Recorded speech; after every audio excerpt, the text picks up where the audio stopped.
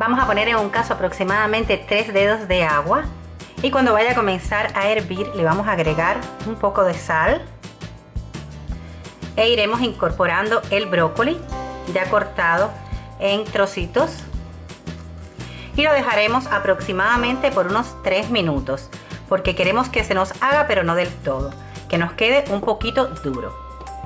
Porque lo vamos a terminar de hacer en el horno. En lo que se nos hace el brócoli, vamos a cortar media cebolla. Y la cortaremos en trocitos bien pequeños.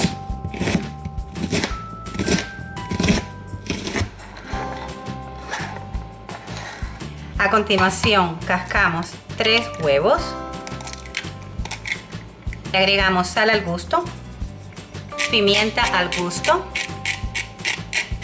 y mezclamos bien. Pasados los 3 minutos, sacamos del fuego y escurrimos. En la fuente para horno donde lo vayamos a hacer agregamos un poquito de aceite y agregamos nuestro brócoli. A continuación le añadimos la cebolla cortadita en los trozos pequeños, los trocitos de jamón,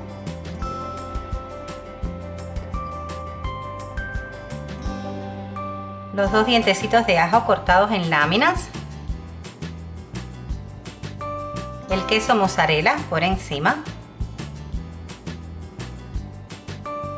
y por último el huevo.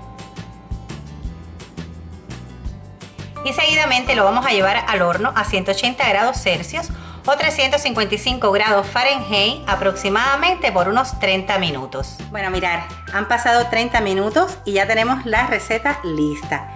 Espero les haya gustado, es súper rica, muy nutritiva y les convido a que la hagan en casa. No olviden suscribirse al canal, comentar, compartir y regalarme un like. Nos vemos en el siguiente vídeo. ¡Adiós!